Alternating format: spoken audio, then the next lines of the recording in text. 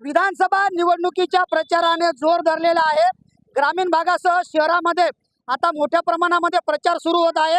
हिंगोली विधानसभेसाठी रामदास पाटील यांनी उमेदवारी अर्ज दाखल केलेला आहे आणि रामदास पाटील हे पायानं दिव्यांग असल्यामुळे त्यांनी या ठिकाणी चक्क स्कूटीवरनं आपल्या प्रचाराला सुरुवात केलेली आहे। शहरातील संपूर्ण राऊंड त्यांनी पूर्ण केलेला आहे। आपल्या सोबत काही मतदार आहेत। स्कूटीवरनं तुम्ही उमेदवाराला फिरवताय, काय कारण आहे? साहेब, आमच्या हिंगोली विधानसभेमध्ये आतापर्यंत आम्हाला सगळे उमेदवार अडाणीच भेटलेले आहेत। त्यामुळे हिंगोलीचा विकास सोडून जातीपातीचं राजकारण या ठिकाणी ते करत आहेत।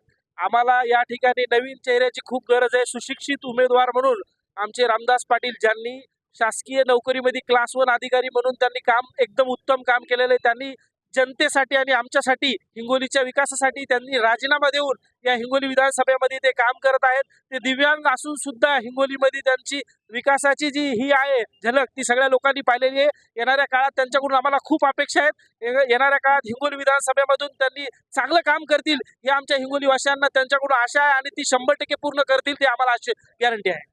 आपल्यासोबत उमेदवार आहेत। स्कूटीवरनं तुम्ही शहरामध्ये व्यापाऱ्यांच्या भेटी घेतायत, काय असेल पहिली प्रतिक्रिया, कसा प्रचार सुरू आहे? मी स्कूटीवरनं दिव्यांग असल्यामुळं जास्ती चालू शकत नाहीये, म्हणून माझ्या कार्यकर्त्यासोबत स्कूटीवरती इथे हिंगोली शहराचं क्षेत्र खूप मोठं आहे, म्हणून आम्ही प्रत्येक व्यापाऱ्यांना भेटी देतोय। हातगाडे असतील, ठेले असतील, बागवान असतील, पानपुरी असतील, चहावाले असतील, या सर्व गरीब व्यापाऱ्यांना मी या ठिकाणी भेटी देतोय। सर्व व्यापार क्षेत्रामध्ये आमची आतापर्यंत अर्ध्या भेटी झालेल्या आहेत आणि अजून अर्धी व्यापाऱ्यांच्या भेटी आहेत। रात्री 9:30 पर्यंत आमच्या भेटी होतील। ग्रामीण भागामध्ये 198 गावं मी भेटून पूर्ण झालेले आहेत। त्यामुळं गावात प्रचंड असा ग्रामीण भागामध्ये प्रतिसाद आहे। या शहराचा कायापालट मी केलेला आहे अधिकारी असताना। राजीनामा देऊन, क्लास 1 अधिकाऱ्याचे राजीनामा देऊन या जनतेच्या सेवेसाठी पूर्ण वेळ मी काम करतोय। त्यामुळे जनता जनार्दनांना भेटण्यासाठी आज मी या ठिकाणी माझ्या निशाणी कपाट हे चिन्ह घेऊन लोकांमध्ये जाण्यासाठी मी या ठिकाणी आलेलो आहे। अनेक महिला व्यापाऱ्यांना भेटलेल्या आहात, तरुणांना भेटलेल्या आहात, लोकांना काय आश्वासन देत आहेत? लोकांचा प्रतिसाद कसा आहे? लोकांना माझ्या विकासाच्या, माझ्या अभ्यासावरती, माझ्या अनुभवावरती प्रचंड विश्वास आहे। मी संकल्पपत्राच्या माध्यमातून 55 विषय मी लोकांसमोर मांडलेले आहेत आणि मी ते शाश्वतीनं सांगितले, होय हे शक्य आहे, हे विषय मी तडीस नेणार आहे।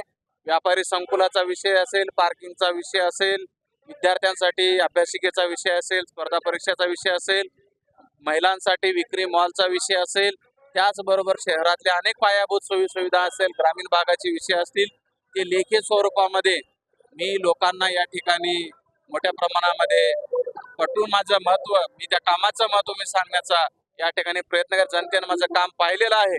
मागच्या 4 वर्ष मी या शहराचा कायापालट केलेला आहे। त्यामुळे जनता जनार्दन उत्सुक आहे, त्यांना या विकासासाठी अत्यंत उतुर आहेत। पण शेवटचा प्रश्न आहे, तुम्ही अपक्ष उमेदवार आहात, तुमच्या पुढे महायुती, महाविकास आघाडी अशा तगड्या उमेदवारांचं आव्हान आहे, तुमच्या मतांचं गणित कसं आहे? जनता, हिंगोलीची जनता ही विक्रम करण्यासाठी उत्सुक आहे। अनेक राज्यामध्ये अपक्ष उमेदवार विक्रमी मतांना निवडून येतात। तुम्ही गतवर्षी पाहिली असाल, 26-27 अपक्ष उमेदवार निवडून आलेले होते। चंद्रपूरचे किशोर जोरगेवार हे स्वतः 1 लाख मताधिक्यानं निवडून आलेले होते। हिंगोलीमध्ये जे माझ्या विरोधात उमेदवार आहेत, त्यांनी आपसात ठरवून घ्यावं की त्यांचा नंबर कोणता आहे। दुसऱ्या नंबरच्या उमेदवारापेक्षा माझं मताधिक्य 25,000पेक्षा जास्ती असणार आहे। सामान्य लोकांनी आता हे कंटाळलेले आहेत, पारंपरिक या लोकांना 25 वर्ष झालं हे लोक केवळ जातीपातीचं राजकारण करत आहेत, कार्यकर्त्याची माती करत आहेत, मार्केट कमिटीमध्ये एकत्र होतात आणि विधानसभेला वेगवेगळं लढतात, हे सेटलमेंटचं राजकारण करतात।